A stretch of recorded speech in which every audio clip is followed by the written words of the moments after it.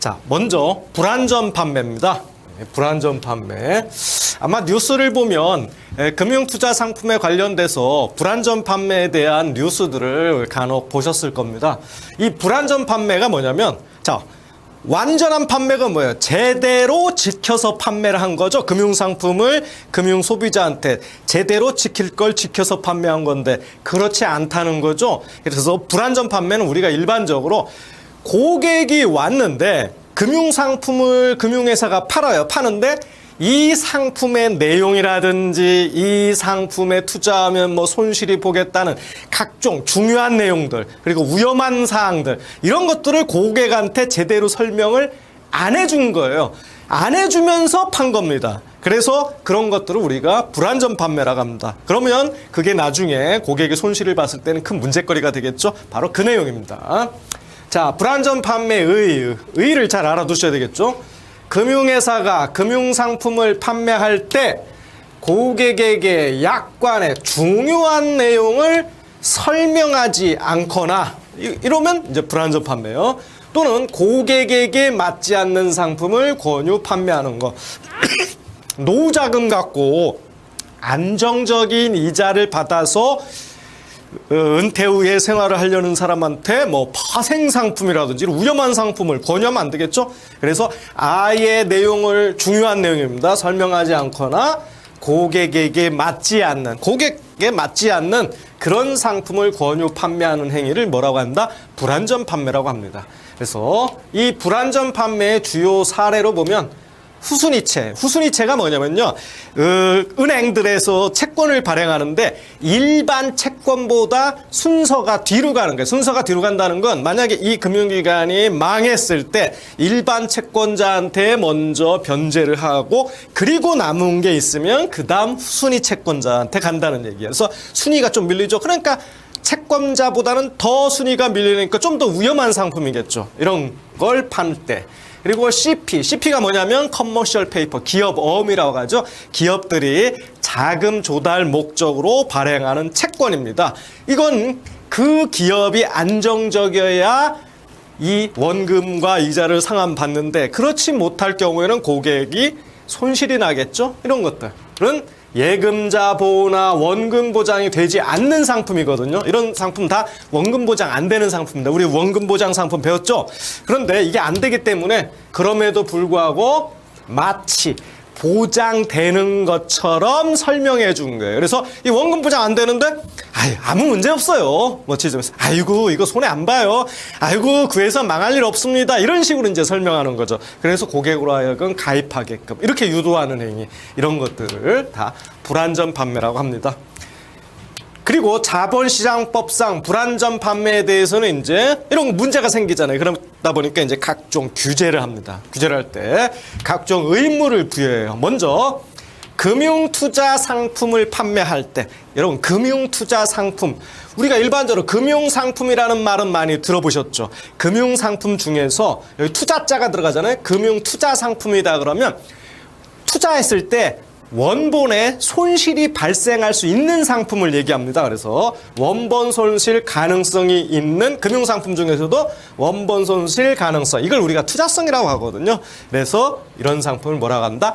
금융상품 중에서도 금융투자 상품이라고 합니다. 반면에 원본 손실 가능성이 없는 것들, 이런 것들은 비금융투자 상품, 이렇게 부르는 거예요. 자, 어쨌든 이런 상품을 이제 팔 때 이거 손해볼 수 있으니까 각종 의무를 부여해요. 자, 먼저 신의성실 의무입니다. 이런 말, 신의성실 의무는 여러분 많이 들어보셨을 거예요. 그래서 이거는 민법상의 대원칙으로서 일반 규범으로서의 성격을 갖는다. 그래서 이 신의성실 의무라는 것은 모든 민법의 아주 뿌리, 근간을 이루고 있는 의무입니다.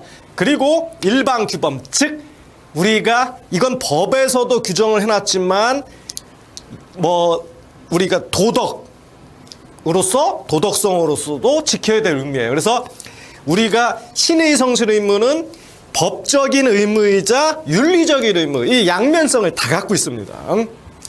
자본시장법에서는 그래서 이 윤리적인 의무이자 법적인 의무를 법에서 이렇게 명시를 해놨어요. 자본시장법에 뭐라고 했냐면 금융투자업자는 신의 성실 원칙에 따라 이렇게 딱 명시를 해놨잖아요. 신의 성실 원칙에 따라 공정하게 금융투자업을 영위해야 한다. 이렇게 자본시장법에서 확실하게 명시를 해놨습니다. 그래서 이 신의 성실 원칙을 모든 금융투자업자에 대한 절대적인 영업규칙으로 이렇게 정하고 있다는 거예요.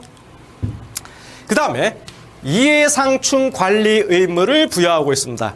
이해상충은요, 뭐냐면 나와 네가 어떤 행위를 할 때 서로 이익이 충돌되는 게, 내가 이익이 되면 너가 손해를 보는 거고 너가 이익이 되면 내가 손해를 보는 겁니다. 그런데 여기 이제 금융투자업자의 이해상충 관리 의무라는 건 결국 금융투자 회사가 고객한테 상품을 파는 경우 회사는 이득을 보는데 그 상품을 구매하는 고객은 손해를 보는 거예요. 그래서 서로 이해가 충돌되는 거, 상반된 행위, 이걸 우리가 이해상충이라 이렇게 얘기를 합니다. 그래서 그런 것들은 제대로 얘기를 해줘야 되겠죠. 그래서 요거 아주 시험에 중요합니다. 보시면 이해상충을 방지하기 위해 이해상충 발생 가능성을 파악하고 평가해라. 그래서 어떤 상품을 팔 때 이해상충이 발생할 소지가 있다. 그러면 그 가능성 파악하고 평가해라는 거예요. 내부 통제 기준이 정하는 방법이나 절차에 따라 적절히 관리를 해라. 이해상충이 발생할 가능성이 있다고 인정된다. 그러면 자, 파악하고 평가했는데 이 상품은 분명히 회사랑 고객과 이해상충 발생 가능성이 있어요. 그러면 어떻게 하느냐, 이런 걸 잘 알아두셔야 돼요. 이해상충 발생 가능성이 있다는 그 사실을 상품을 팔기 전에 미리 그 투자자에게 알려줘야 되는 거예요. 이걸 알려주지 않으면 안 돼요. 반드시 알려줘야 됩니다. 그래서 고객으로 하여금 판단할 수 있게 알려줍니다. 그리고 그 이해상충이 발생한 가능성을 투자자 보호에 문제가 없는 수준으로 낮춘 다음에 매매나 거래 등을 하여야 합니다. 그래서 이해상충 발생 가능성이 있다. 그럼 일단 평가하고 그 사실을 투자자한테 알려주고, 그리고 나서 이해상충 발생 가능성을 어떻게 해요? 낮춰야 돼요. 가능하면 고객한테 손해 안 가게 발생 가능성을 낮춘 다음에 거래를 해야 됩니다. 낮추지 않고 거래하면 안 되는 거예요. 자, 그 다음에 이해상충 발생 가능성을 낮추는 것이 곤란하다. 자, 분명히 낮춘 다음에 이해상충 발생 가능성을 낮춘 다음에 거래를 하라고 했는데, 이거는 도저히 이해상충은 발생하는데 낮추기가 어렵다고 판단되면 어떻게 합니까? 매매나 거래를 해서는 안 된다. 시험에 중요합니다. 자, 이거 중요하다고 그랬죠? 발생 가능성을 낮추는 게 곤란하면 매매 자체를 하면 안 되는 거예요.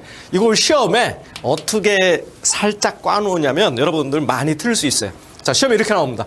이해상충 발생 가능성을 낮추는 것이 곤란한 경우에는 그 사실을 미리 해당 투자자에게 알리고 매매 및 거래를 하여야 한다.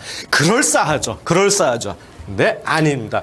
요건 발생 가능성을 투자자한테 사전에 알리는 거고, 그 다음에 발생 가능성을 낮춘 다음에 매매해야지, 낮추는 게 힘들다, 아예 매매해서는 안 됩니다. 아시겠죠?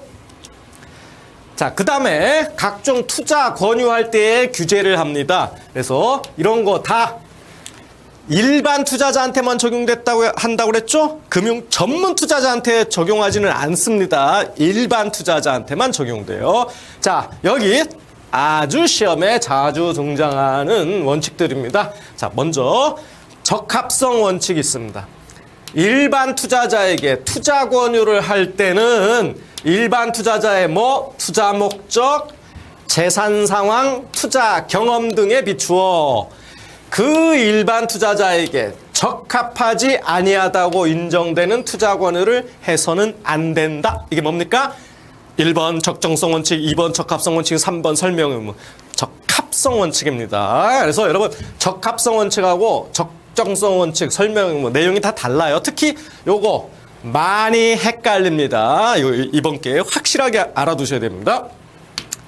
자, 일단 적합성 원칙이든 적정성 원칙이든 고객이 오잖아요. 그럼 너가 전문 투자자인지 일반 투자자인지 이렇게 갈라요, 조사에서. 그래서 전문 투자자는 네가 나보다 더 잘 알잖아, 저리 가 하고, 그 다음에 이제 일반 투자자한테 이런 각종 규제, 의무들이 부과되는 겁니다. 그래서 일반 투자자 오면 고객을 제대로 파악해야 되겠죠? 그래서 적어도 세 가지는 반드시 파악해야 됩니다. 그게 뭐다? 투자 목적, 재산 상황, 투자 경험. 요 세 가지도 꼭 알아두시고요. 요걸 파악합니다. 그리고 그런 것들을 파악했는데 이 사람은 투자 경험도 없어. 돈도 별로 없는데 굉장히 위험한 상품을 팔면 안 된다는 거예요. 왜? 이것에 비추어 봐서 그 상품이 이 사람한테는 안 맞아요. 그래서 적합하지 않다고 인정되는 투자 권유를 하면 된다, 안 된다? 안 된다. 이게 무슨 원칙? 적합성 원칙입니다. 자, 다음은 이제 적정성 원칙이에요. 이 차이점을 제대로 보셔야 돼요. 이것도 마찬가지로 일반 투자자에게 투자 권유를 하지 않고, 이거는 투자 권유 없이 파생 상품 등을 판매하는 경우에 적용되는 거예요. 그래서 여러분, 적정성의 원칙의 가장 중요한 키워드는 투자 권유 없이 뭘 팔 때? 파생 상품 등입니다. 여기 이제 등자가 붙은 건 우리 증권으로 분류되는 파생 결합 증권도 여기에 들어가거든요. 그래서 파생 상품 등이라고 표현되는데, 여기에 선물, 옵션, 수합, 그리고 ELS 같은 파생 결합 증권, 이런 것들을 몽뚱그려서 파생 상품 등이라고 하거든요. 어쨌든 이 상품은 좀 위험한 상품이에요. 당연히 원본 보존 안 되고요. 위험한 상품이다 보니까 권유 없이 이런 상품을 판매하는 경우에는 일반 투자자의 투자 목적, 여기 내용 똑같아요. 재산 상황, 투자 경험 등에 비추어 해당 파생 상품 등이 그 일반 투자자에게 여기 적정하지 아니하다고 판단되는 경우에는 그 사실을 알리고, 투자자한테 알리고 그 일반 투자로부터 확인을 받고 팔아야 된다는 거예요. 반드시 그 사실을 위험하다, 이건 당신한테 지금 위험한 거예요, 알려주고, 그럼 고객한테 나 이 사실을 확인받았습니다 하고서 사인하고, 이런 식으로 확인받고 팔아라는 게, 이게 뭐다? 적정성 원칙. 적정성 원칙은 뭐에 적용된다? 투자 권유 없이 파생 상품 등 판매할 때 확실하게 구분해 주시고요. 그 다음 설명 의미는 쉽습니다. 일반 투자자를 상대로 투자 권유를 하는 경우에는 금융투자 상품의 내용, 뭘 설명하냐가 중요해요. 그 상품의 내용, 투자하면 어떤 위험이 따르는지, 위험, 이런 것들을 설명할 때 어떻게? 대충이 아니고 이해할 수 있도록 설명하라는 거예요. 그리고 설명한 내용을 그 일반 투자자가, 자, 설명을 했어요. 그럼 고객이 네, 알았습니다 하고 이해했습니다를 반드시 확인받아야 돼요. 확인받고. 그런데 설명할 때 중요한 내용인데 이것을 거짓으로 한다든지 왜곡해서 설명하거나 그 설명을 아예 빼놓거나 이래서는 안 된다. 이 설명을 왜 뺄까요? 그거는 고객한테 약간 불리한 조항들, 그래서 상품을 팔려는 목적으로 불리한 조항 등을 슬슬 빼버리는 거죠. 이런 거 하면 안 됩니다. 세 가지 아주 중요해요.